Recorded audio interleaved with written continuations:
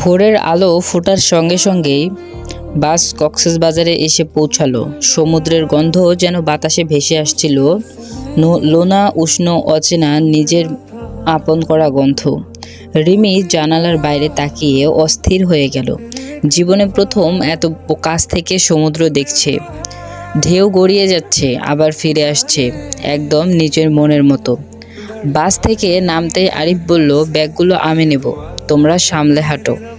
রিমি কিছু বলল না, শুধু তাকিয়ে থাকলো। নাফিসা হেসে বলল, এই যে ভাবনায় হারিয়ে যাস না, আগে রিসোর্টে চল। তারা বুক করা রিসোর্টে পৌঁছালো। খুব সুন্দর, সমুদ্র একদম কাছে, কাচের জানালা, হালকা নীল পর্দা, সবকিছুতেই সমুদ্রের ছোঁয়া। রিসেপশনে দাঁড়িয়ে আরিফ চাবি নিল দুইটি রুমের। একটা রুমে নাফিসা আর রিমি, আরেকটা রুমে আরিফ। রুমে ঢুকতেই নাফিসা বলল, এই যে ম্যাডাম, তোমার মুখটা এমন লাল কেন? রিমি চমকে বলল, না তো, কিছু হয়নি। তবু বুকের ভিতরে ঢেউয়ের মতো একটা ঝাঁকুনি থাকছিল তার। ওরা ফ্রেশ হয়ে নাস্তা করলো। এরপর ঠিক হলো সোজা সমুদ্র সৈকতে। বিচে পৌঁছাতেই রিমি আর কথা বলতে পারল না। অসীম জলরাশি তার সামনে, বাতাস যেন চুল উড়িয়ে নিয়ে বলছে, স্বাধীন হও। ঢেউ এসে পায়ের কাছে ভেঙে পড়ছে, আবার সরে যাচ্ছে। নাফিসা দূরে গিয়ে সেলফি তোলা নিয়ে ব্যস্ত। আরিফ পাশে দাঁড়ালো। কোনো কথা নেই, শুধু একটা ঢেউয়ের শব্দ। রিমি আসতে বলল, এত বড় সমুদ্র, তবু কেন জানি ভেতরের ছোট করে ফেলছে। আরিফ তাকিয়ে রইল তার মুখের দিকে। বড় কিছু সব সময় ভেতরের ছোট জায়গাগুলোকে কেড়ে নেয়। এই কথাটা যেন সরাসরি হৃদয়ে গিয়ে লাগলো। নরম বাতাসে ওর ওড়না উড়ছিল। আরিফ হাত বাড়িয়ে ধরে নিল। তাদের আঙুলের এক মুহূর্তেই ছোঁয়া লেগে গেল। এতটুকু, কিন্তু বুকের ভিতরে যেন ঝড় উঠে গেল। তারা বালিতে ধীরে ধীরে হাঁটতে লাগলো। কেউ কিছু বলছে না, কিন্তু দুজনেই জানে আজকের দিনটা একটু আলাদা।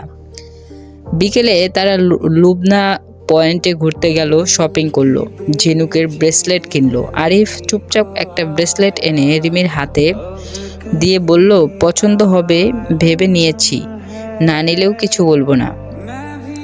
রিমি হাসলো, কোনো কথা বলল না, শুধু ব্রেসলেটটা নিয়ে পরে নিল।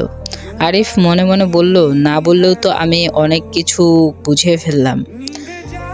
সূর্য ডুবে যাচ্ছিল, লাল কমলা সোনালি এক রঙে মিশে একাকার, ঢেউগুলো রঙিন। রিমি হঠাৎ বলল, আরিফ, সূর্য ডুবে যাওয়ার সময় মানুষ চুপ হয়ে যায় কেন? আরিফ বলল, কারণ তখন মানুষ তার নিজের ভেতরটা দেখে। রিমি চোখ নামিয়ে নিল। আকাশের মতো তার ভেতরের রং বদলাচ্ছে। ওরা একটু সামলে গিয়ে পানির কাছে এসে দাঁড়ালো। রিমি, নাফিসা তখন দূরে পানি কিনতে গিয়েছে। হঠাৎ একটা শক্ত ঢেউ এসে রিমির পা ভিজিয়ে দিল। সে ভারসাম্যহীন হয়ে পড়ল এবং সামনের দিকে এগিয়ে যেতে লাগলো। পানির স্রোত যেন তাকে ভিতরের দিকে টেনে নিচ্ছিল। রিমির চিৎকার করতে পারল না, শুধু চোখ বড় বড় হয়ে গেল। এক মুহূর্ত দেরি না করে আরিফ তার দিকে দৌড়ে গেল, বুকে টেনে জড়িয়ে ধরল। রিমি পুরো ভিজে গেছে, বুক ধকধক করছে, নিঃশ্বাস কাঁপছে। আরিফ চাপা গলায় বলল, তুমি কি একটু সাবধানে থাকতে পারো না? আমি আর ভয় পেতে পারছি না তোমাকে নিয়ে। রিমি তার বুকের কাছে এসে তিনটা শব্দ বলতে গিয়েও যেন বলল না। রিমি তার বুকের কাছে। রিমি তার গলা আটকে কান্না নেমে আসছে, কিন্তু সে কান্না করল না। ফিসফিস করে বলল, আমি আছি, কোথাও যাচ্ছি না। এই কথাটা বলেই বুঝলো কথার মাঝে কতটা গভীরতা আছে। আরিফ ধীরে তার হাতটা ছেড়ে দিল, কিন্তু মন যেন ছাড়তে চাইছিল না। রাতে তারা খাবার খেলো, ঝিনুক মার্কেটে হাঁটলো। নাফিসা বলল, আমি খুব ক্লান্ত, রুমে যাচ্ছি। রিমি বলল, তুই যা, আমি একটু সমুদ্র দেখব। আরিফ বলল, আমিও আছি, তুই যা। চাঁদের আলো ঝিকমিক করছে, সমুদ্র কালো, কিন্তু ঢেউ সাদা। রিমি বালিতে বসে পা ভিজিয়ে রাখলো, আরিফ পাশে। রিমি ধীরে বলল, কিছু একটা অনুভূতি আছে যেগুলো বললে নষ্ট হয়ে যায়। আরিফ উত্তর দিল না, শুধু তার পাশে বসে রইল চুপচাপ, তবু কথার থেকেও বেশি পূর্ণ। এক সময় ঠান্ডা লাগতে শুরু করলো। রিমি একটু কেঁপে উঠতেই আরিফ তার কাঁধে হাত রাখলো, চলো, অসুস্থ হয়ে গেলে আমি কিন্তু মেনে নিব না। রিমি চোখে চোখ রেখে হেসে বলল, তুমি তো এত আদর করো। আরিফ শুধু বলল, যাদের নিয়ে ভয় হয় তাদের নিয়ে এতটুকু বিষয় স্বাভাবিক। এতটুকু বলেই থেমে গেল, কারণ এর বেশি বললে হয়তো হৃদয়ের গোপন কথাটাই ফাঁস হয়ে যাবে। রুমে এসে নাফিসা ঘুমিয়ে পড়ল। রিমির ঘুম আসছিল না। চাঁদের আলোর পর্দা ভেদ করে বিছানায় আসছে।